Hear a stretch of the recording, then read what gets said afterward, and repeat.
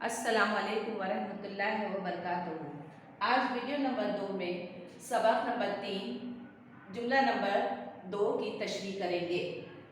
زمانہ بھی طرح طرح سے ہم کو ہمدردی کی طرف مائل کرتا ہے، مذہب بھی ہم کو بہت زور سے ہمدردی کی طرف کھینچتا ہے۔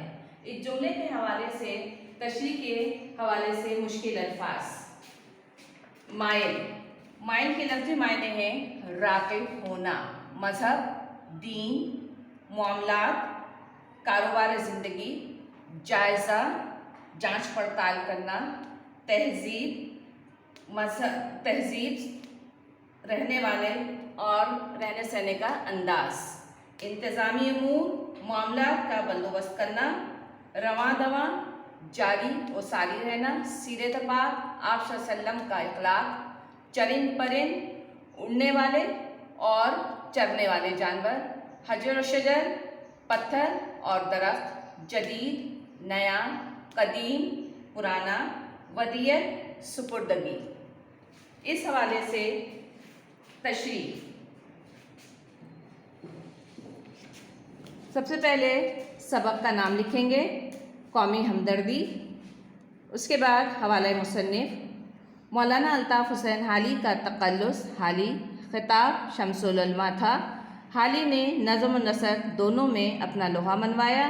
حالی نے سر سید کی تحریک پر اپنا مشہور مسدس مد و جزر اسلام لکھا، جو مسدس حالی کے نام سے مشہور ہوا۔ تشریح۔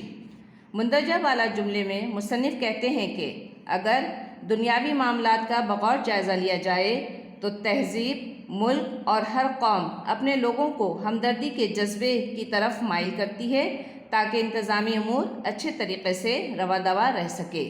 تمام مذاہب خصوصاً اسلام جذبہ ہمدردی پر توجہ دیتا ہے۔ قرآن و حدیث میں جگہ جگہ تمام مخلوقات کے ساتھ ہمدردی کی تاکید کی گئی ہے۔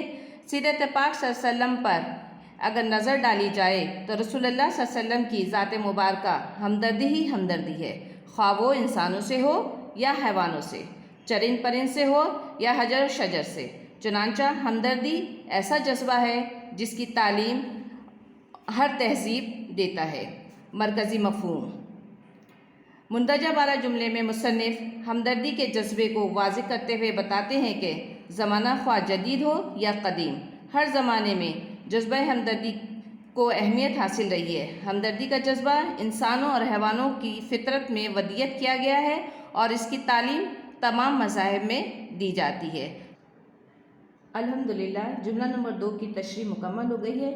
انشاءاللہ تعالی اگلی ویڈیو یعنی ویڈیو نمبر 3 میں اگلے سوال کی طرف ہم جائیں گے۔ خدا حافظ۔